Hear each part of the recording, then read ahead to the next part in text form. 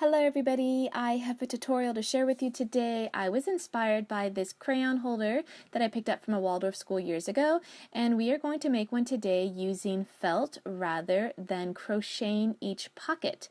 So the first thing I want to do is measure the size of the pockets for the stick and block crayons, and you can find all the measurements in the description box below. Then I am going to measure it off on the first piece of felt. I am marking on it with a pencil, but that's okay. It's not going to show when the project is done. You can just use the flip side, or you can just stitch over where the pencil marks are. Once I have my template done, then I can pick out the felt to coordinate with each of the crayon colors. And luckily I do have a nice assortment of felt, so I can match up almost all of the crayon colors pretty well.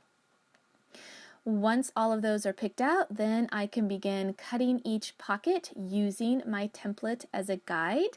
And I've cut out pockets for the block and stick crayons. I picked up some corduroy from my local fabric store for the backing of the crayon case. Now they only had white and I wanted red, so I'm going to dye it with some RIT dye.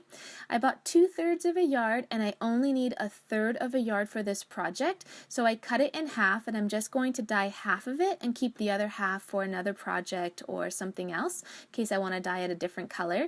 I'm really liking the way this color is turning out, but once it dries it's quite a bit lighter and brighter than I expected, and I really want it to be darker and richer, so I'm going to dye it again using a little bit of brown, and I think I botched it up and it ends up being more of like a wine red brown color. But I'm moving forward and I'm still going to finish this project, and I just need to see where I should be trimming off the fabric. Now I end up trimming the fabric too much and it ends up being a little bit too short, but that is not the worst mistake that I'm going to make in this project, and you will see coming up in a little bit a really big mistake that I make.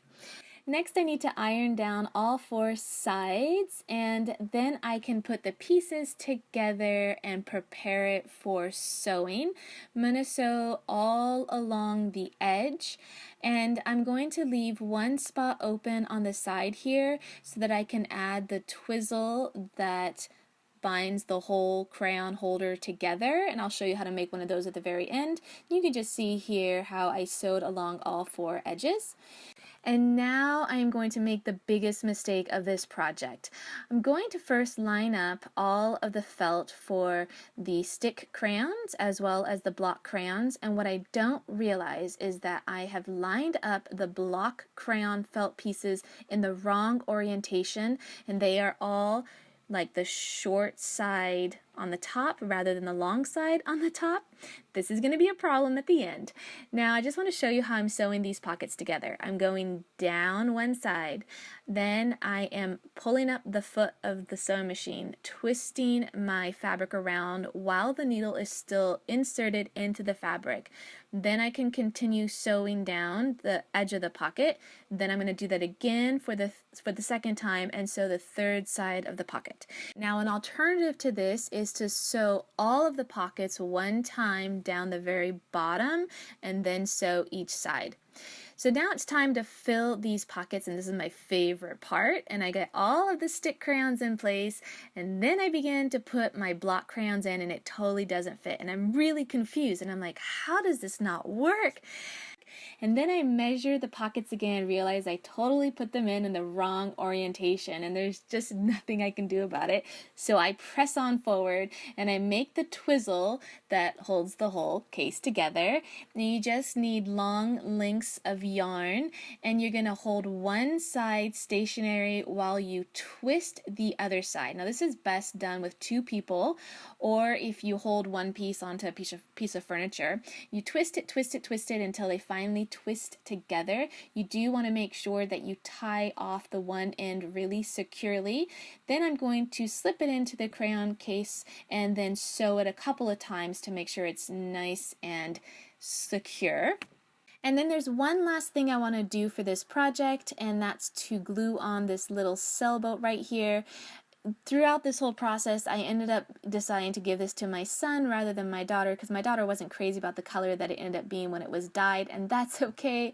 I had fabric left over, and since I had botched up the pockets for the block crayons, I was able to do it again, and this time I sewed them in the correct orientation.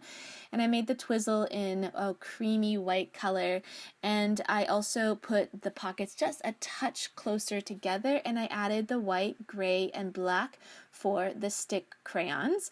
And now comes the moment of truth. Luckily, all of the stick and block crayons fit really well. I'm really happy with the way this one turned out. I did make it a little bit larger, which actually makes it a little bit easier when it's all rolled up. I added a butterfly on the inside for her, as well as a little heart on the outside. She really likes the way this one turned out. Now I have this empty crayon case, and I decided to put her little peg dolls in it. This was the crayon case I originally made for her, but now that I've made her the new one, we have a little storage place for our peg dolls. And this is what it looks like when it's all done. We're both really pleased with the way it turned out, and my son has his own crayon case, which is a lucky surprise since he wasn't expecting one. Don't forget, you can check out my projects on Instagram.